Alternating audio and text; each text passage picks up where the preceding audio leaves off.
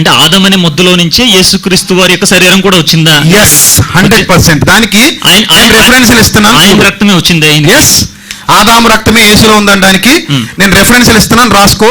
లేదు అనడానికి నాకు రెఫరెన్స్ లేదు. Okay okay right right. ఇప్పుడు రోమపత్రిక 1వ అధ్యాయం 7వ వచనం. రోమపత్రిక 1వ అధ్యాయం 7వ వచనం.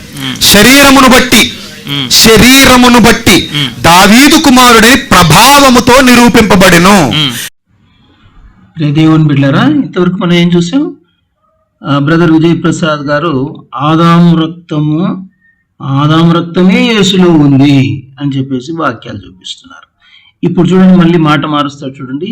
ఆ రక్తమే అసలు రాదు, ఎంటర్ కాదు. ఎవరి రక్తము బిడ్డ లోపలికి, తల్లి గర్భంలోని బిడ్డలోనికి ప్రవేశించదు అనే మాట మనం చూస్తాం. చూడండి, ఇది సైంటిఫిక్ గా మనం చూస్తున్నటువంటి వివరణ. ఎవ్వడికి రాదు.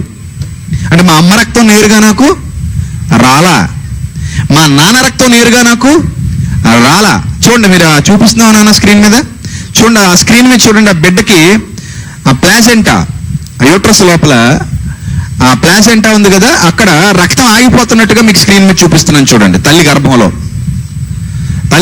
అక్కడ రక్తం ఆగిపోతుంది. సో తల్లి నుంచి నాకు రక్తం నేరుగా బిడ్డకి రాదు, తండ్రి నుండి కూడా రాదు. తండ్రి నుంచి కేవలం వీర్యకణ వస్తుంది, అందులో రక్తం ఉండదు.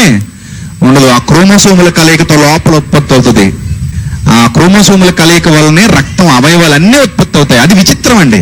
రక్తము తల్లిదండ్రుల ద్వారా బిడ్డలకు రాదు అంటూ ఏమంటున్నాడు? క్రోమోజోముల ద్వారా రక్తము లోపలే ఉత్పత్తి అవుతుంది అంటున్నాడు. చూడండి, ఒకసారి గమనించండి. తర్వాత మళ్ళీ ఏమంటాడు చూడండి. ఇవేమీ తెలియని అమాయకులు, పాపం చదువుకోలేని వాళ్ళు నమ్మేసి మోసపోతారు.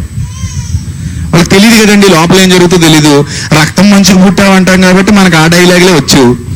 ఆ డైలాగులే విని మనమే అనుకుంటాం, రే నువ్వు నా రక్తం రా అంటాం కదా. సో డైరెక్ట్ గా రక్తం బిడ్డ తీసేసుకుంటాడేమో అని అనుకుంటారు. సో రే నువ్వు నా రక్తమురా అని అనడం అనేది అదొక అవివేకము. తెలియని వారు అలా అంటారు. నా రక్తమురా అని మనం అనకూడదు అని ఇక్కడ చెప్తున్నాడు అనమాట. సో ఎవరికి నేరుగా తల్లి రక్తం రాదు, ఎవరికి నేరుగా తండ్రి రక్తం